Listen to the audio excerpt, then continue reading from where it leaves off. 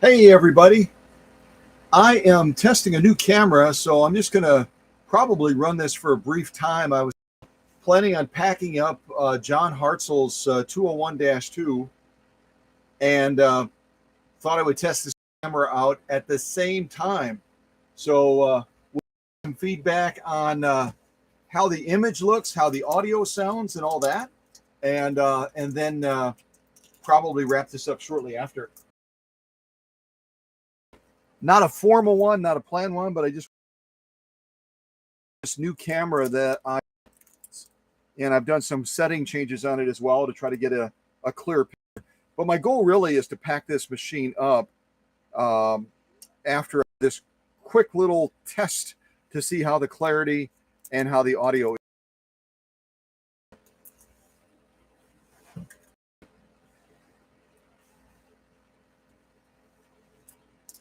Hey, Susie.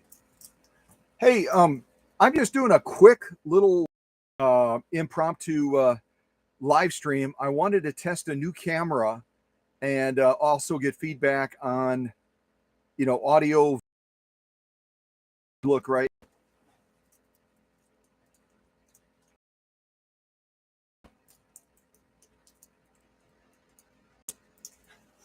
Oh, there's nothing you need to do, Susie. I just wanted to get feedback on a new camera that I've got running right now in this live.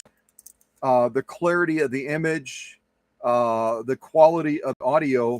How does it look? How does it sound?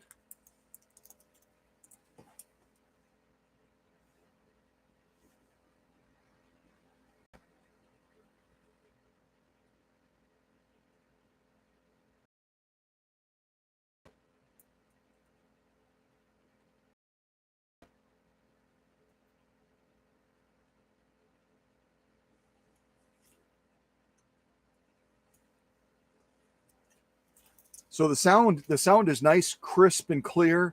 Doesn't the camera that I used for the live stream yesterday? Does it look sharper? Does it look brighter? Does it look like it's better quality or about the same?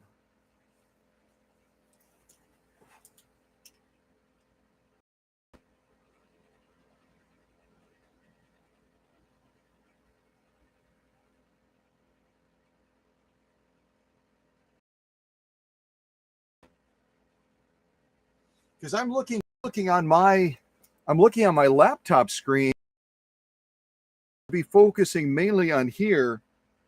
But if you're looking over in this area over here, it might not have quite the clarity of the camera yesterday because I've changed some of the settings on it as well. But all in all, I mean, the focal point being the machine, being this center area, it looks like it's clear on your end because it looks like it's clear on my laptop, at least as I'm looking at the image.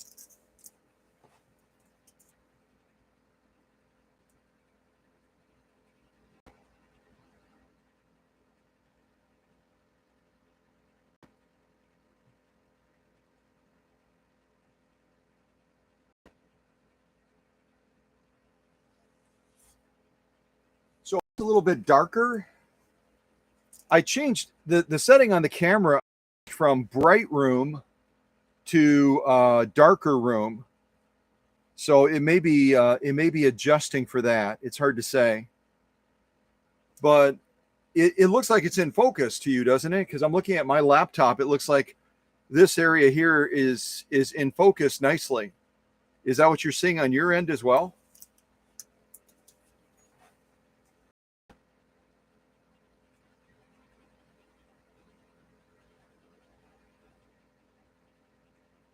Okay, so it's probably an issue then. The camera looks like it's doing a good job.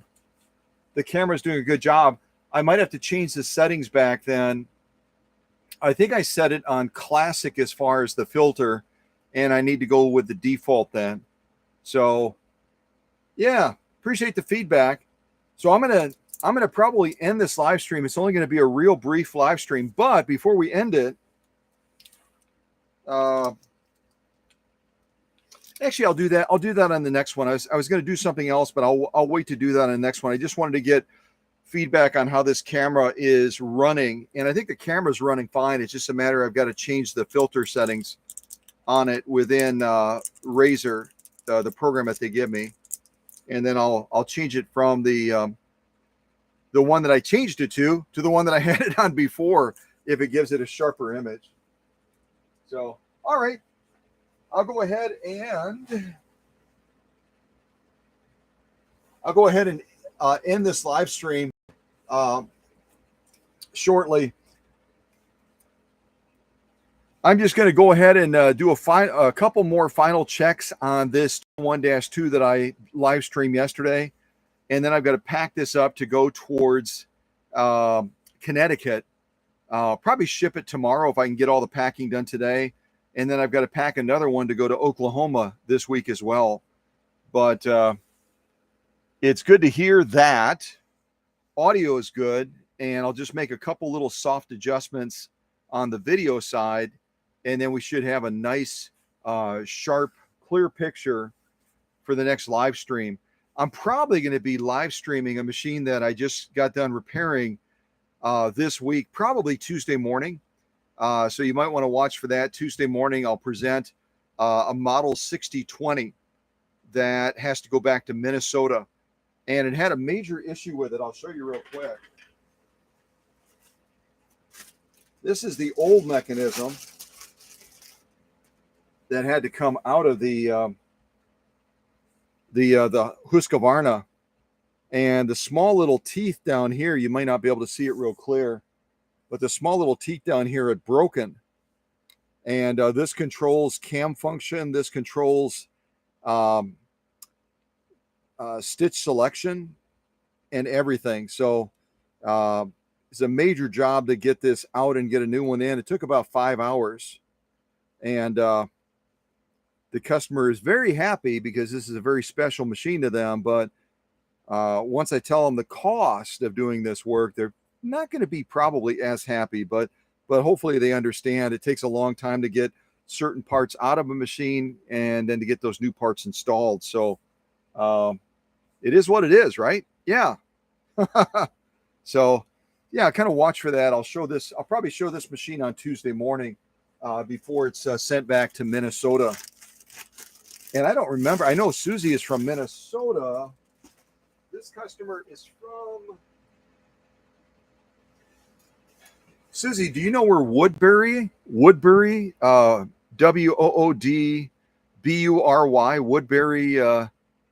Minnesota is? That's where this other customer is from.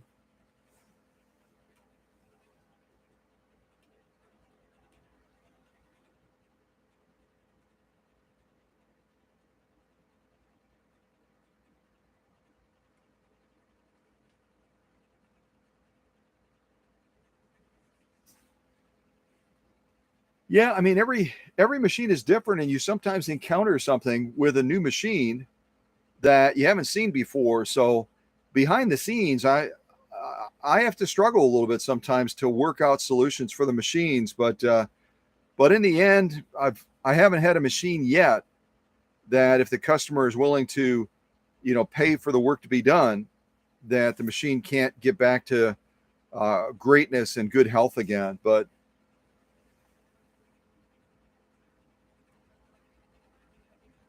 oh, east suburbs of Minneapolis is where that is then. Okay. So Bill knows where that area is. But that's the Swedish Beauty that had this part that broke on it, and a number of other issues going. I'll show it to Bill as well. This is the part I had to pull out of this model 6020. Tiny little delicate cast teeth right down in this area right here that ended up cracking off. You can see some of them on the edge there that are actually busted free off of the part.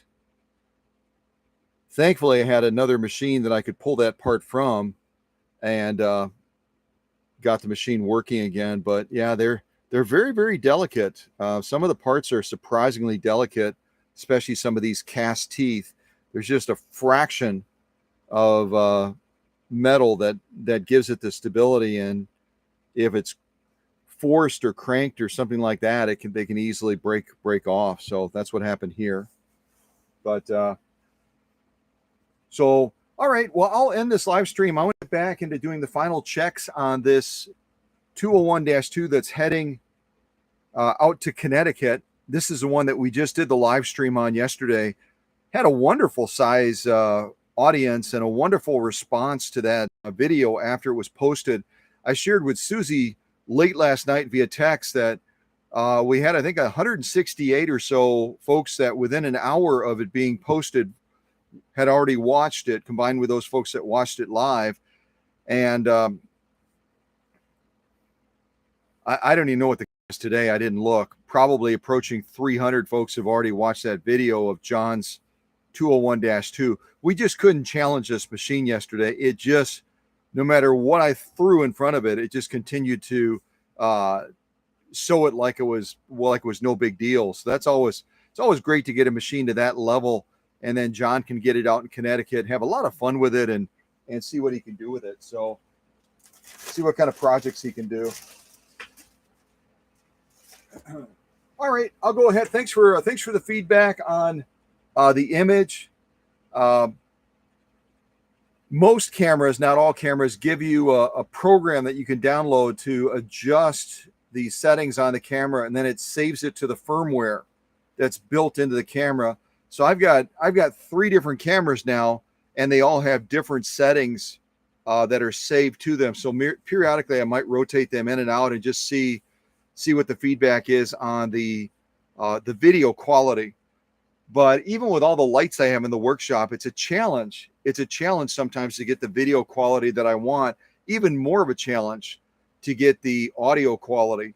And that's where I'll have to look at probably adding, along with the microphone I'm using now, I'll have to add a mixer to it as well to get it to deliver the right results. Yeah.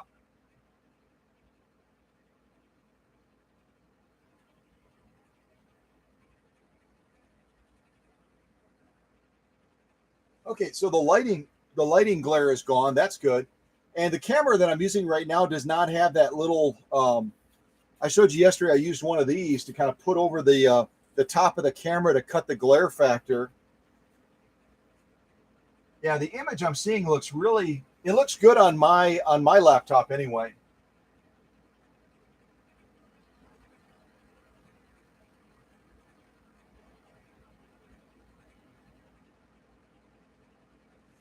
Yeah, I can even take it off and we can look at it from the front too. I'm just curious real quick to try that. I'll take the camera off of there.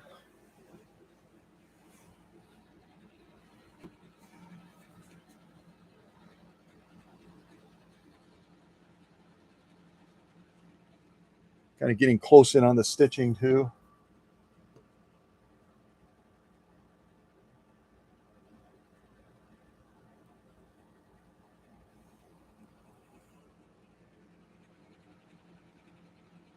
I have to remember to lay a coat of wax on this machine as well. Yesterday when we did the live stream on this machine yesterday, I had not laid down any wax on the machine, so there were a couple little chalky points on it. But here's the interesting thing about John. Most of my customers, when it comes to me doing some spa work on the machine and really giving it a nice cleanup and a nice shine and a polish, John said he doesn't care. He says, I don't care if it's chalky and ugly and everything else, as long as it sews well. And I can definitely deliver on that. But I'll probably lay down a quick layer of polish on it anyway, just to give the clear coat and paint a little bit of a protection as he's dragging materials over it and such. But all in all, it looks really good. I couldn't help myself. This light area here was all scratched up. It had some really, really bad scratches across it. So I took some blue black paint and I kind of blended that in and kind of gave it a nice finish that was mixed with a little bit of clear coat. So it was so distracting to me. It was so distracting with the really, really long. If you look at the original pictures, you'll see that on Facebook, but I had to clean that up a little bit. And I also touched up the outer edge here of the balance wheel as well with some fresh paint and clear coat just to give it a nice finished look. But apart from that, I'll just polish it up a little bit, and then I'll spend the rest of the afternoon today getting her all packed up, getting her ready for the journey out to, I forget the name of the city that he's from. What is it called? Hold on a second. Higganum, Connecticut. Higganum, Connecticut. I have no idea how far that is. Probably close to 1,000 miles.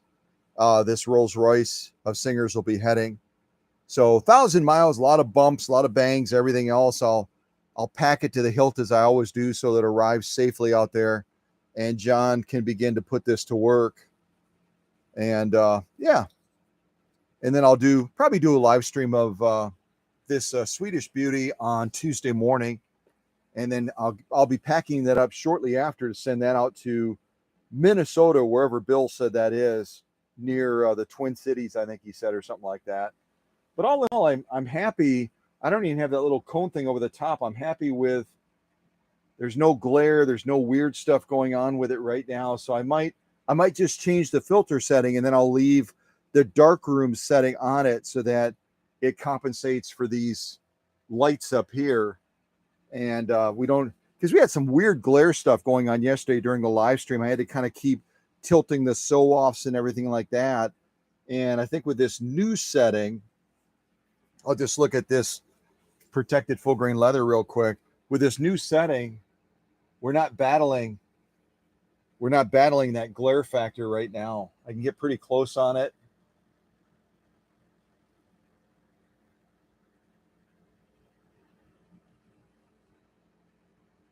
Yeah, we don't have that weird glare thing going on from the top.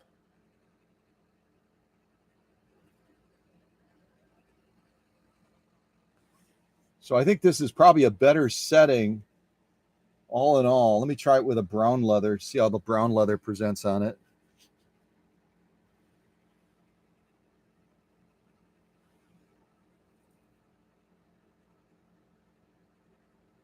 Yeah, there we go.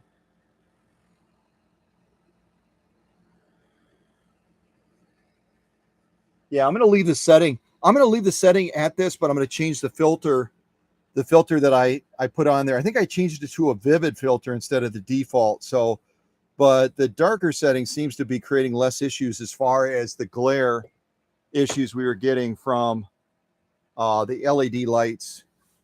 So I think that'll be a positive thing. Let me just check this yellow as well real quick. See what this yellow looks like under these lights with this setting. So I'm getting a little bit of a shadow there on the yellow. Get really close.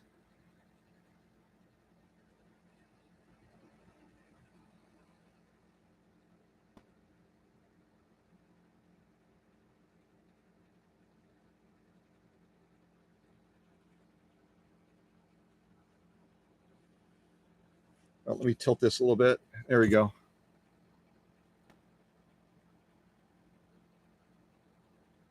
So depending on how I tilt the camera, if I tilt it down a little bit, if I tilt it up, then I'm getting a little bit of that shadow.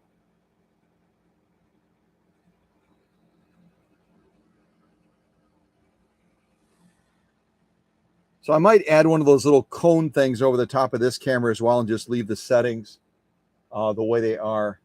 The yellow challenges the camera a little bit, doesn't it? See what this green does to it just real quick. With this compressed felt. Yeah, it likes the green. It does not like the yellow at all, does it? That yellow 100% cotton, it kind of goofs around with that. But this green, it seems to be handling that real well. Yeah, I like that a lot. I like that a lot. That's really good. It's a little bit dark on that side. Let me move it over here. Yeah, there we go.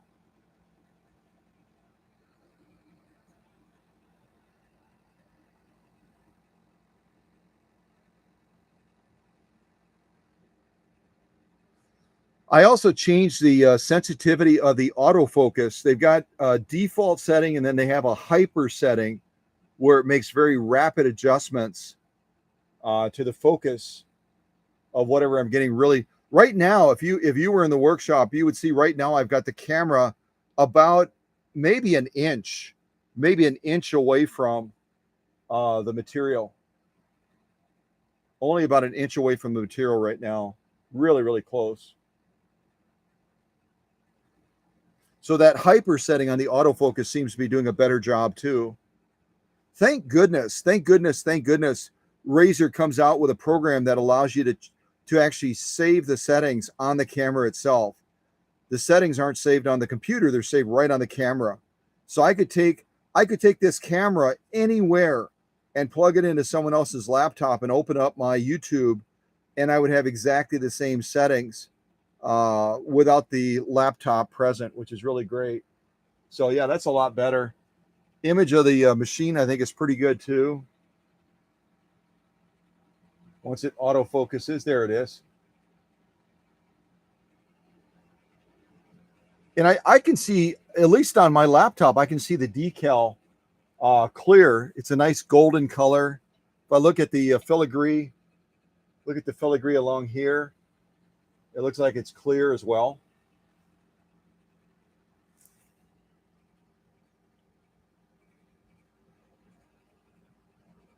Yeah, I like this setting. At least on my end, it looks like it's a good setting for potential live streaming. So I'll just change that filter from the vibrant back to the default and leave the low light on. And I think we'll be in pretty good shape. I think we'll be in pretty good shape with this. Well, thanks for the feedback. I'm going to look at the live chat real quick, and then I'll bring this live stream to a close. I probably also will not, oops, there we go. I probably also will not save. I probably won't save this camera test because all I wanted to do is check to see how it's presenting in that. And so if you see all of a sudden that this isn't there, that's probably why. Let's see if I can bend it up a little bit more. There we go. All right. All right. Well, I'm going to get back to packing. Yeah, and that's okay. What I did, Susie, the things behind it will not be in focus necessarily, because on the settings for the Razer camera, what I did, you can tell the camera, do you want a wide field of vision, or do you want a medium, or do you want a narrow? And before it comes out of the box set on the widest setting for the camera. And so what I did is I changed it from the widest to a medium range, but I was still getting focus issues when I would get close to the sew-offs. When I would get to close to the sew-offs, it was still having trouble as to where to focus. So then I changed it from out of the box wide to medium, and then to narrow. So right now it's got a narrow field of focus by the way I've set the hardware settings on the camera itself. So it's not going to see this stuff way out there. It's going to be looking at a real narrow range of focus and then zeroing in on that. So I think it's doing a lot better job focusing, except for the yellow stuff. It doesn't like the yellow material, the cotton, but the rest of the stuff, it's really, really honing in on those stitches real close. And these cameras really are not designed for what we're using them for. They're designed for gamers. You can clip them on top of your laptop, and you can videotape yourself while you're gaming and stuff like that. But the way we're using them now with the software, I think it's doing a better job. Remember the earlier live streams, we were just battling with it, trying to zero in on the stitches that I was showing you guys. And I had some people say, put something behind it, and maybe that'll help the camera. We were still struggling a little bit. So now with that change of from wide to medium to narrow, for our purposes, I think it'll do a much better job. I'll just go into the firmware settings after I end this, and I'll change it back from vivid back to default, so that the colors on the decals, the filigree, and that are a little bit sharper. They're not as muted as they are right now. So those blue ones look weird on me, don't they? I don't think blue's my color. Maybe I think the pink is the pink is probably better for my skin tone. I have no idea. But anyway, thanks for the feedback from, I think the only feedback I got was really from Susie, maybe from Bill a little bit. But it helps me to know what you're seeing on your end. And I have no idea how you're viewing the live stream, if you're viewing it on like a big screen TV, like some of the folks do, or on a tablet or on your phone or whatever it is. But the feedback is valuable because all I can do is look at my laptop over on the table and see what the camera is showing me here, but it might be different than what you're seeing on your end. So thank you so much for the feedback, because it gives me a different perspective of, you know, how other devices are showing what the camera's showing, if that makes sense. So, all right. Well, I'm going to get to packing. I got to get this packed. Then I've got to pack another machine for Oklahoma. And then I'll do the live stream on Tuesday morning, most likely, unless something weird happens. Word is, I don't know if it's going to happen to the folks in Minnesota or not, but word is we've got a bad storm that's rolling in towards the end of this coming week. I think they said around Friday, Saturday or something like that. I don't know if you're hearing the same thing, but we might get hammered by a storm as we're getting ready to go into February. Wait, are we in February already? What is this month? I lose track of time. Yeah, as we move into February. Isn't that sad? I had to look at my phone. Because I've been so busy. Where is it? I had to look at my phone to remind myself what month it is. Yeah, what month it is. Hitting the wrong side. That's not going to help me, is it? So it's January. Ha! See, I knew that. No, I didn't. Oh, goodness. That's why it's great to have a leadership team supporting me, because they can remind me, Scott, it's not January anymore. It's February now. Yeah. Oh, boy. Oh, boy. Too busy. Too much to do. Too little hands. Ah. Blah, blah, blah, blah.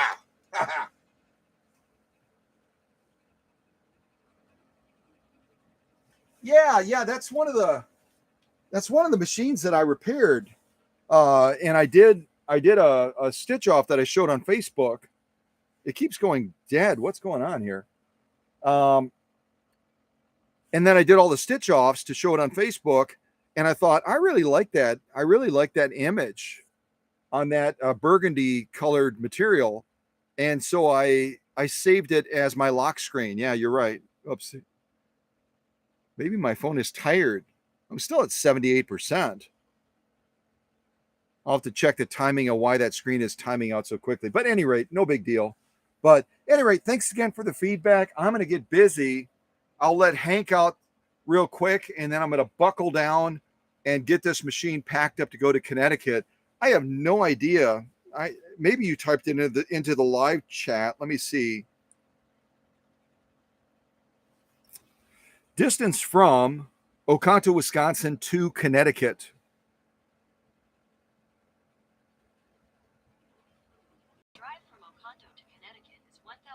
Yeah, I was right. So and I know, I said Connecticut. I should have said Higganum, Connecticut. Yeah, Higganum, Connecticut. That's further over or whatever. I don't think Connecticut's that big, but we're looking at about 1,100 miles. This machine will be traveling about 1,100 miles. So you can only imagine how many hands are going to touch it, how many times it's going to get tossed onto a floor. Who knows how they're going to treat it if they're in not so great of a mood. So traveling about 1,100 miles, I will pack it with steroids, as I always do with all the machines. I don't know if I told you guys, by the way, the machine that we shipped to London, to Adam, arrived safely, perfectly, no damage, no issues with it. Even the container looked like it was still in fairly decent shape. And that was a machine traveling to London, England, that I packed, that traveled about 4,000 miles. So that London, England machine traveled 4 times further than this one will, and no problem. And yeah, so I'm going to continue to work on my packing method, but other people are now using it around the world and they're getting great results as well. So can we improve it? Yeah, we can. We can even make it better, I'm sure. But right now it's doing the job well. So I'll be applying that same packing method. And I've got packing videos. That's where, if I did a packing video on this machine, that's where it would go.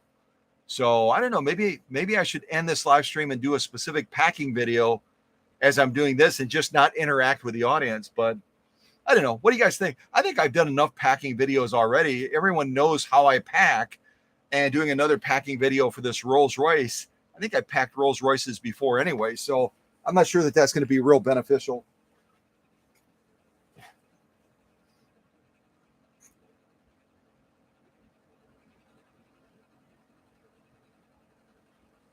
Oh, hey, hello to Robin too. And Robin is also over in Minnesota. We've got all kinds of Minnesota people that attend these live streams regularly. Bill and Susie and Robin. So, but I'm glad the feedback is that this camera that I just got is doing a good job. I just have to change the filter settings on it. And it should be a camera that I can continue to use for the live streaming and that. It's doing a really good job of focusing right now. And I like the difference, the way it's showing the machine with the setting going from bright to darker. It's not as glary. I'm not getting all that weird lighting stuff like when I was showing those sew-offs yesterday during the live stream. When I would show different sew-offs, there was this weird, almost like an alien ship was shining its light on the sew-offs, and now we're not getting that with this new setting. So I'll just make a few more little adjustments, get your feedback on the next live stream, probably Tuesday morning, and then we'll leave it alone. Like I said, if it's not broken, don't fix it. So I'll leave it alone at that point.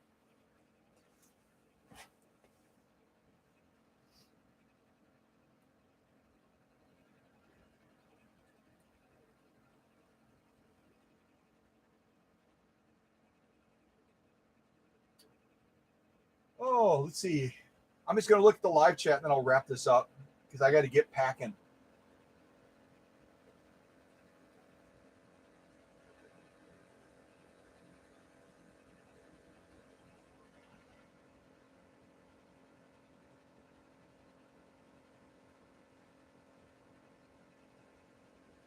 Oh, I see it now. I had to scroll way up. I didn't know who FTF was. FTF must have a 201 as well with a potted motor. And if you go to Facebook and you look at my shots, I was blown away. I didn't realize that I had taken as many progress shots as I did of John's 201-2, but it'll give you an idea of some of the issues that you can get when you acquire one of these machines. And if you don't know how to mitigate them, it can be a real nightmare. Just when was it? Just earlier this morning, I got a note from someone from Serbia. Can you imagine? We have people watching our channel in Serbia, and they were basically telling me, I watched one of your videos. It might have been about a 1591, and you went through like this much leather. It was the equivalent of almost like 3 belts. And they said, my machine won't even sew lighter leather. There's so much that these machines need to reach greatness. There's so much that they need to reach greatness. And that's why a lot of people, if they acquire a machine, maybe not if they're in Serbia, but if they acquire a machine elsewhere, they just tell the person they're buying it from, don't even send it to me. I've had so many customers do that. Don't even send it to me. Send it to the workshop and let Scott deal with those issues. So when I get it, I can just have fun. And that's fine. I don't mind doing that at all. But I went on John's machine close to 200. My process gets longer and longer and longer and longer. Close to 200 steps that I took this 201-2 through. So our friend FT, whatever it was, FTF or FTP or whatever it was, if you're not getting the level of performance, watch that live stream that we did on John's machine yesterday. watch that live stream. It's going to be the latest live stream on the channel. And if your machine is not performing at that level, consider, and I have no idea where you're located, but consider the idea of sending your Rolls Royce of Singers to the workshop so you can enjoy the same level of performance that John is going to enjoy with this 201-2 out in Connecticut. I say it all the time. Once machines are born at the factory, and they leave that factory and they're exposed to a number of different owners typically. This is an original owner machine, the original owner that bought it new back in 1953, and then I bought it from that family. But a lot of other machines will have passed through a number of different owners. And some owners are more particular about their regimen of maintaining the machine. Others have a much more casual, laissez-faire type approach to the machine, and it only receives a very occasional servicing, and they run it, and that'll cause the machine to lose its performance if it's not maintained properly. So I have no idea what the provenance and the history is of your 201-2, but this one is performing at a level I can say confidently, if you watch that live stream, I think you'll agree, is performing at a level far beyond what most 201-2s across the globe are going to be delivering at. Whether they're over in London or whether they're in Australia or whether they're in Serbia or wherever they're at, this 201-2 is at the top of its game right now. And because of the preparation and care that I put into John's machine, he's going to be able to, with very, very modest maintenance on the machine, he's going to be able to run this machine for years to come, and it's not going to degrade in its performance because of the really, really intense surgical preparation that I poured into the machine to get it ready for John. And I do that with every machine that comes into the workshop. That's why, again, you go to a sew and vac, they're going to spend about 30 to 45 minutes on it. When it comes into the workshop here, 14, 16, 18 hours, depending on what the needs of the machine are. I'm not going to cut corners. I'm just not going to do it.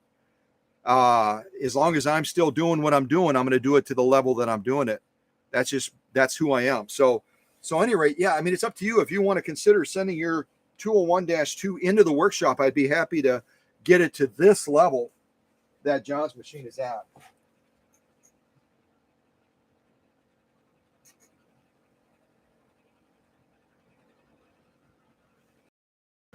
All right, I don't know what, let's see here.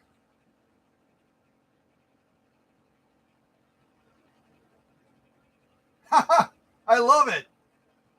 I think Tadell is from Deutschland, right? Yeah, that is a unicorn, absolutely. And that's what I always say. I have a bunch of these little guys, and for a while I was actually putting them in the machine boxes that I was shipping out back to customers, and they got a kick out of it.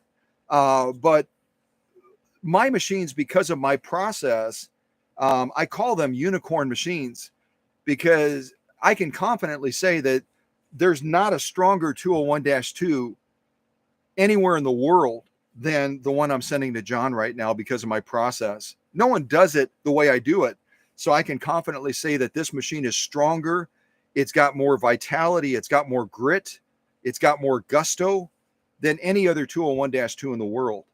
And that's because of the process. No one else I know of has a 200-step process they take their machines through, which is what I've reached now. Maybe tomorrow it'll be 201 if I think of another thing that will optimize the machine and take it to a different level. So all of my machines, this is one that came originally out of my personal collection, original owner machine. And so it's got that unique provenance as well. So it's a unicorn machine. Yeah, I like unicorns. They're really cool. They're really, really cool. Yeah. So at any rate, I don't know. I'll get feedback from all of you. Do you think I should just let the camera keep rolling and jump into my packing process for this 201-2? Or should we just end the live stream and I can jump into my packing? Because if I leave it running, I'm not going to be interacting with you. I'm just going to be focusing on the packing process for this machine. So it's not like we're going to be able to get real chatty unless you call me on my phone, like that guy did yesterday during the live stream. Then I'll talk with you on the live stream.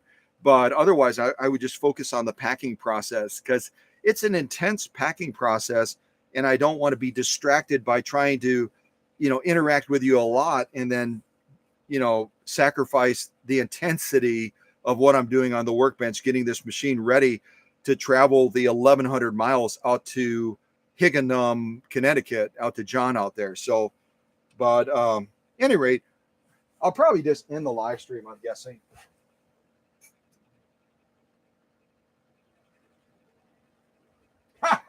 Robin, you're so sassy. I love it. Robin is so playful and so sassy. She's like, oh yeah, just let your camera until you run out of film, buddy. Ha! Oh, I don't think I'll run out of film with a live stream camera, but you never know.